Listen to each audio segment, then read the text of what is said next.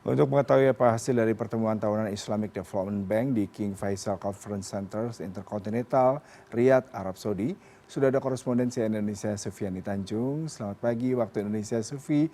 Sufi, penutupan masih 1 hari lagi karena tanggal 30 nanti. Nah, tapi apa saja yang menarik yang bisa Anda sampaikan sejak dimulainya dari tanggal 27 hingga hari ini dan poin-poin yang menarik yang bisa Anda sampaikan terkait bagaimana kerjasama ke depannya antara Indonesia dan para peserta anggota dari Bank kali ini, terutama kalau kita bicara mengenai teknologi, link kesehatan, kemudian juga sustainability. Silakan dengan laporan Anda.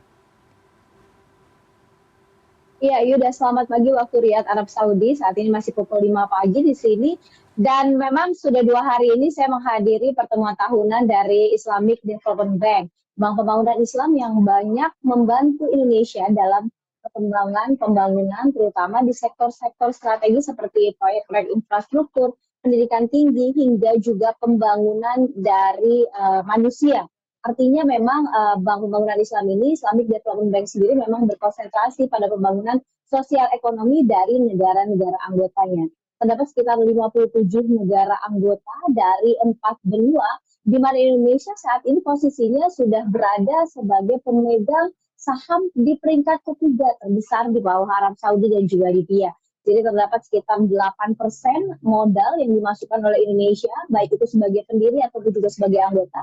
Di mana Indonesia juga memberikan manfaat bagi negara-negara yang menjadi anggota dari Islamic Development Bank ini. Dan selama 2 hari ini sudah memang sejumlah pertemuan, kemudian seminar dan juga forum digelar di sini, di mana ini mencapai lebih dari 4.000 peserta yang merupakan delegasi dari 57 anggota negara anggota yang memang turut hadir, serta sejumlah lembaga atau organisasi luar global yang turut menghadiri serta menjadi saksi atau menyaksikan bagaimana proses pertemuan atau forum dan juga seminar tersebut digelar.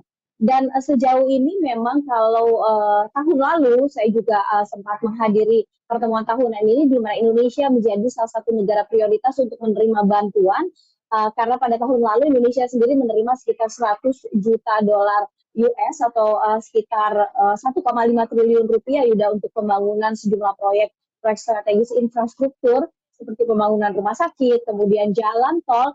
Nah, tahun ini Indonesia memang tidak menjadi negara prioritas untuk menerima bantuan, namun sejauh ini kalau berdasarkan pengamatan saya, Indonesia sendiri sudah menerima sekitar 6,3 miliar dolar US atau sekitar 102 triliun rupiah bantuan pinjaman atau dana yang diberikan untuk pembangunan sejumlah proyek strategis. Kalau bisa saya sebutkan proyek-proyek tersebut, diantaranya Yuda, ada rumah sakit yang dikhususkan untuk ibu dan anak yang berada di Bali.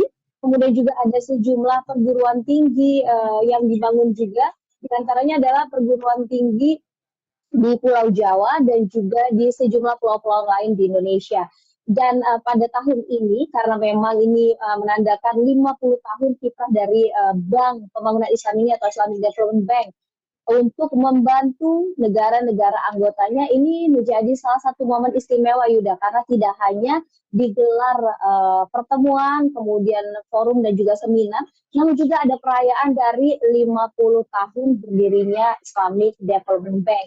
Dan di tahun ini dengan usianya yang sudah 50 tahun, Islamic Development Bank sendiri berkomitmen untuk terus memberikan bantuan dan juga dorongan agar negara-negara anggotanya tersebut bisa terus berkembang, terutama di sektor-sektor strategis yang terkait dengan sosial ekonomi. Bahkan juga tidak hanya sosial ekonomi saja, Yuda, namun juga berkonsentrasi untuk perbaikan lingkungan. Karena memang sebagian besar dari negara-negara anggota Islamic Development Bank ini merupakan negara Muslim yang pertumbuhannya bisa dikatakan di bawah rata-rata atau miskin.